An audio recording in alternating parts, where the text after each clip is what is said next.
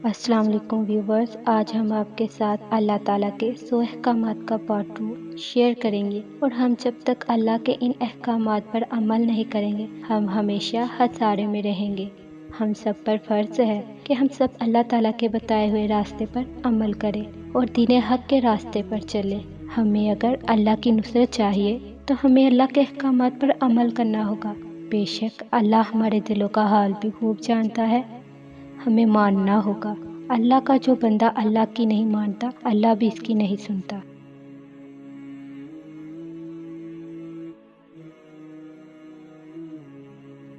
اللہ تعالیٰ نے فرمایا، کائنات کی تخلیق اور عجائب کے بارے میں گہرائی سے غور کرو۔ عورتیں اور مرد اپنے اعمال کا برابر حصہ پائیں گے۔ محرم رشتوں میں شادی سے منع ہو جاؤ۔ مرد کو خاندان کا سربراہ ہونا چاہیے۔ حسد نہ کرو، بخیل نہ بنو۔ فریب کی وکالت نہ کرو، ایک دوسرے کو قتل نہ کرو۔ نیکی میں ایک دوسرے کی مدد کرو۔ گناہ اور لڑائی جھگڑے میں دوسرے کے ساتھ تعاون نہ کرو۔ گناہ اور ناانصافی کے خلاف جدوجہد کرتے رہو۔ صحیح راستے پر رہو۔ جرائم کی سزا دیکھ کر مثال قائم کرو۔ مردہ جانور، خون اور سور کا گوشت حرام ہے۔ جوا نہ کھیلو۔ شراب اور دوسری منشیات سے پرہیز کرو۔ ہیرا پھیری نہ کرو۔ اللہ تعالیٰ کے سوا کسی کو سجدہ نہ کرو۔ کھاؤ اور پیو لیکن اسراف نہ کرو۔ نماز کے وقت اچھے اور صاف ستھرے کپڑے پہنو۔ حیض کے دنوں میں مباشرت نہ کرو۔ بچوں کو کامل 2 سال ماں کا دودھ پلاؤ۔ آپ سے جو لوگ مدد اور تحفظ مانگیں ان کی حفاظت کرو، انہیں مدد دو۔ طہارت قائم رکھو۔ اللہ کی رحمت سے کبھی مایوس نہ ہو۔